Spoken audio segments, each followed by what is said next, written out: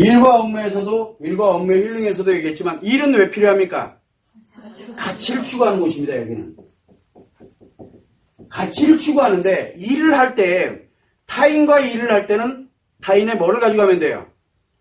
내 가치를 추구하는데 이 사람이 나에게 얼마를 기여하느냐, 내가 얼마를 기여를 해서 이 가치를 만들어갈 것이냐 하는 게 만들어져요. 타인과의 관계에서는 일을 할 때는 반드시 가치와 연결되게 돼 있어요. 자, 그런데 여기에 부모, 자식 또는 친척, 기타 등등 이렇게 있을 수 있죠. 이거 뭐예요? 가족이에요. 인간관계가 형성되어 있는, 그것도 가장 가까운 인간관계가 형성되어 있는 사람들이에요. 인간관계. 처음엔 좋아요. 처음에는. 그런데 조금 안 좋아지면, 예를 들어 같이 되는 것이 조금 떨어지게 되면 누구 탓이에요? 네 탓이 되는 거고요. 좀 잘 되면 누구 탓? 내가 잘한 거예요. 그러다 보니까 문제가 발생을 하기 시작해요. 자, 왜냐면 의도하지 않고 있거든요. 그러다 보니 자기도 모르게 하게 됩니다. 그러고서 뭐가 만드냐면 인간관계에서 여기서 가장 중요한 게 뭐예요? 여기 인간관계에서는 의미가 굉장히 중요하거든요.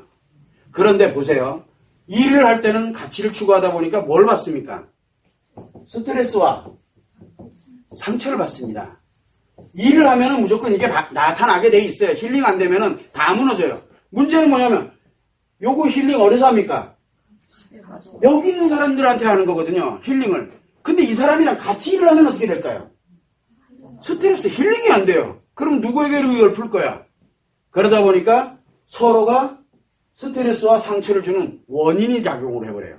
힐링이 안 되고 계속 스트레스와 상처를 주고받으면서 집에서도 일의 연장선이잖아요. 집에서도. 그 다음에 일터에서는, 사무실에서도 일, 집에서도 일. 언제 쉬어요? 언제 쉴까요?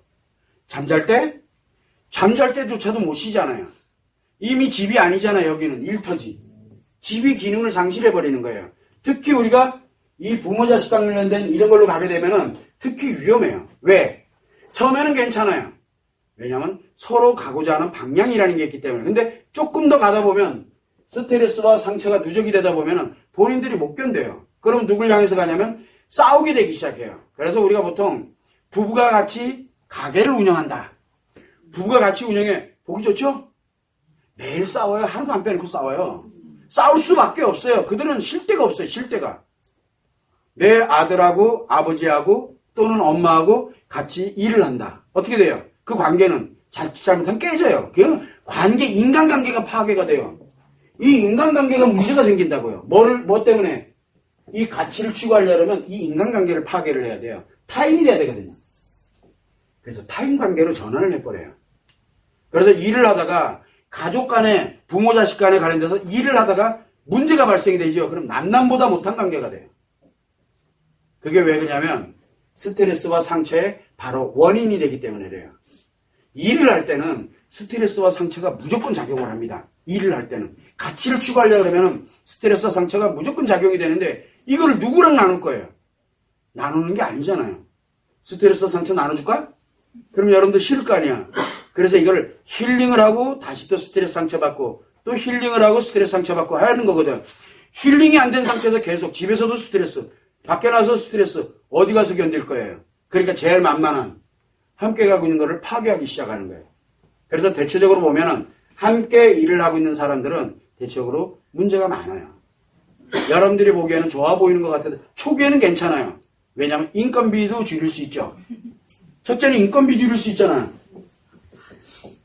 이게 가장 크죠. 두 번째는 뭡니까? 믿고 맡길 수가 있어요. 믿을 수가 있어요. 이거는 굉장히 좋아요.